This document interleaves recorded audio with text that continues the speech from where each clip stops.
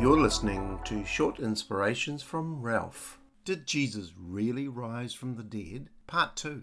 As stated in the last episode, everything rises or falls on the resurrection of Jesus Christ. Not just that he was some historical figure or good man, he was more than that.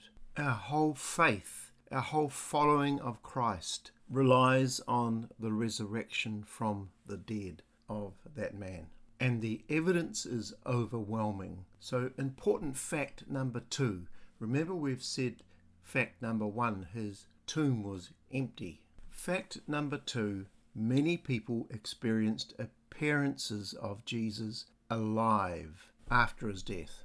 In one of the earliest letters in the New Testament, Paul provides a list of witnesses as to Jesus' resurrection appearances.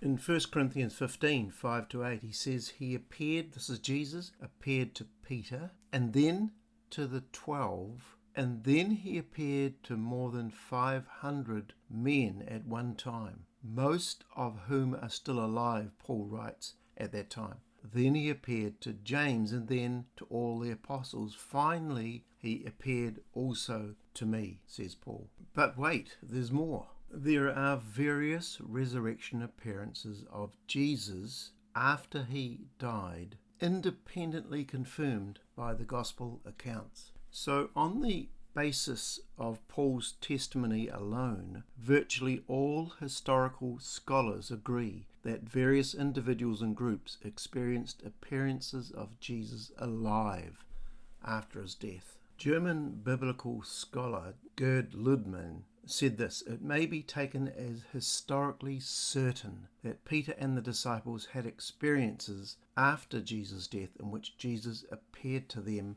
as the risen Christ. Another very weak naturalistic explanation arose which says Jesus didn't really die. Somehow he revived in the tomb, escaped, and managed to convince his disciples he was risen from the dead. The problem is that it's medically impossible. The Roman executioners were professionals. They would not have mucked it up. They knew what they were doing. They made sure their victims were dead before being taken down from the cross. Further to that, Jesus was tortured so extensively that even if he was taken down alive, he would have died in the sealed tomb. It's wildly implausible, this theory. Seeing a half-dead man who crawled out of a tomb past an almost 2-ton rock, desperately in need of bandaging and medical attention, would hardly have convinced the disciples that he was gloriously risen from the dead.